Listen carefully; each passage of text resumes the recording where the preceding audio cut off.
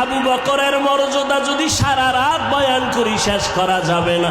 কে সে আবু বকর? মদিনার নবী বলেন সমস্ত মুমিনের আমল যদি এক পালায় ওজন দেওয়া হয়, আমার আবু বকরের নেকের পাল্লা ও ভারী হয়ে যাবে। সেই আবু বকর জান্নাতের টিকিট পাওয়ার পর মায়ার নবীর হুজরার পাশে নবী শুয়ে আছেন। রাতের গভীরে হঠাৎ শুনে কান্নার আওয়াজ। নবী উকি মেরে দেখে মসজিদের ভিতরে আবু বকর নামাজে দাঁড়ায় দাঁড়ায় কান্না করে। আমার নবী বের হইলেন, নামাজ আনতে বললেন, আবু বকর নামাজে দাঁড়ায় কান্না করলেন কেন? আবু বকর বলেন, পয়গম্বর কোরআনের একটা আয়াত আমারে কান্না করায় দিল। কোন আয়াতে কান্না করাইলো? ইন্নাল্লাহা আশতারা মিনাল মুমিনিনা আনফুসাহুম ওয়া আমওয়ালাহুম বিআন্না লাহুমুল জান্নাহ। আল্লাহ বলেন মুমিনের জান মাল আমি কিনে নিলাম, বিনিময়ে মুমিনের জান্নাত দিয়া দিলাম। নবী বলে এটা তো খুশির খবর, এটা তো আনন্দের খবর, এখানে কান্নার কি আছে? আবু বকর বলে, নবী আপনি জানেন আমি বড় এক কাপড়ের ব্যবসায়ী, কাপড়ের দোকান দেই। আজকে সকালবেলা আমার দোকানে এক মহিলা আসছে কাস্টমার, বহুদিন আগে কাপড় নিয়েছিল, আজকে কাপড় ফেরত দিয়া টাকা নিয়ে গেল। বিদায় বেলা বললাম, মেরে আম্মা জান আপনি কাপড় নিলেন কেন, আবার ফেরত দিলেন কেন? মহিলা একটা আওয়াজ দিয়ে চলে গেল, ও আবু বকর তোমার দোকানের মাল কাপড় আমার পছন্দ হয় নাই। এতটুকু বলে মহিলা চলে গেল। ও নবী আমি পেরেশান হয়ে গেলাম।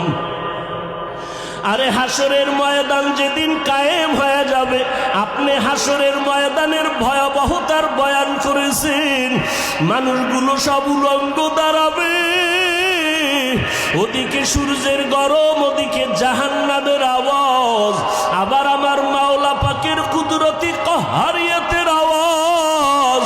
ওই সময় নবীরা পর্যন্ত নাফসি নাফসি বলে কাঁদবেন, উম্মতের কথা ভুলিয়া যাবেন। মুসা নবী উম্মতকে ভুলে কাঁদবেন, আল্লাহ আমাকে বাঁচাও। ঈসা নবী কাঁদবেন, আমার উম্মতকে ভুলিয়া বলবে, আল্লাহ আমাকে বাঁচাও। ইব্রাহিম নবী উম্মতের কথা ভুলে গিয়া বলবে, আল্লাহ আমাকে বাঁচাও। সমস্ত নবীরা বেগুনা হইয়াও যদি হাসরের ময়দানে নিজের নাফসি বলিয়া কান্না করেন, ওই সময় যদি আল্লাহ সিরিয়ালে আমি আবু বকরের ডাক দেয়, আবু বকর কই?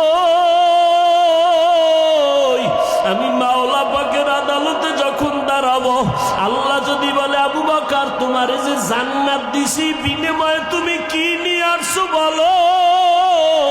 আমি যদি বলি আল্লাহ তেলাওয়াত নাও, জিকির নাও, জিকির করেছি, নামাজ পড়েছি নাও, আল্লাহ যদি মহিলার মতো কথাটা বলিয়াই ফালায়, আবু বকর তোমার আমল নিয়া তুমি জাহান্নামে যাও, আমার জান্নাত আমারে ফিরিয়ে দাও। ও আল্লাহ কারণ কি? আল্লাহ যদি বলে, আবু বকর তোমার আমল আমার কাছে পছন্দ হয় নাই, যেইভাবে তেলাওয়াত করলে আমি খুশি হব ওইভাবে তেলাওয়াত তুমি করতে পারো নাই, যেইভাবে সেজদা দিলে আমি খুশি হব ওইভাবে তুমি সেজদা করতে পারো নাই, যেইভাবে ইবাদত করলে আমি খুশি হব ওইভাবে ইবাদত করো নাই। ও পয়গম্বর তখন ওই হাসরের ময়দানে আপন কেউ নাই। ইয়াউমা ইয়াফিরুল মারউ মিন আখিহি ওয়া উম্মিহি ওয়া আবিহি। ওরে ভাই ভাইয়ের পরিচয় দিবে না, সন্তান মা বাবার পরিচয় দিবে না, কেউ কারো আপন হবে না। এরে যুবক, ও টেকনাফের মুসলমান, ও পর্দার আড়ালের আম্মা জান, দুনিয়াতে দেখছেননি কেউ বিপদে পড়লে আপনেরাই তার বন্ধু থেকে দূরে সরে যায়। ছেলের জন্য ছেলে যদি মামলা খায়, বাপ মা বলে এই ছেলে আমি চাই না, দুনিয়াতেই পরিচয় দিতে চায় না। হাসরের ময়দানে কেউ কারো আপন হবে না, পরিচয় দিবে না। আবু বকর কাঁদে, নবীজি জাহান্নামের হ্যান্ডকাপ তো আমার হাতে লেগে যাবে।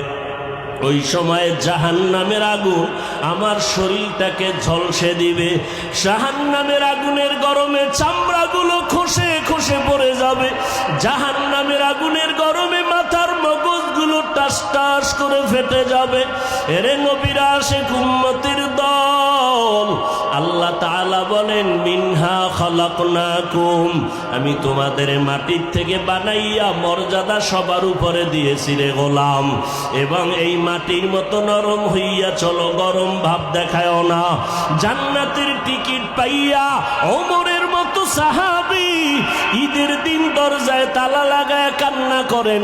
আবু হুরায়রা রাদিয়াল্লাহু তাআলা আনহু বলেন, খলিফাতুল মুসলিমিন, আজকের আনন্দের দিন আপনি কেন কান্না করেন?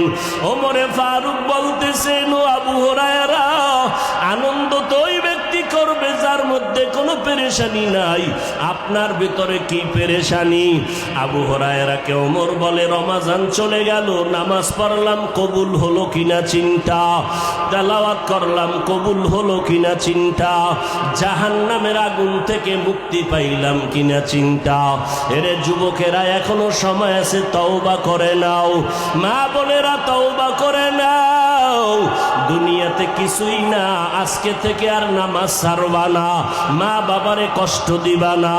ওই মা বাবার দোয়া ছাড়া তুমি সামনে আগাইতে পারবা না রে যুবক। ওই মা বাবার চোখের পানি আর দোয়া ছাড়া পরীক্ষায় ভালো নাম্বার পাইবা না। আল্লাহর কাছে তওবা করো, আল্লাহ আজকে থেকে মা বাবার দোয়া নিয়ে চলবো, ওলামায়ে কেরামের পরামর্শ নিয়ে চলবো, নবীজির সুন্নাত অনুযায়ী চলবো। আল্লাহ আমাদের সবাইকে কবুল করেন, বলেন আমিন।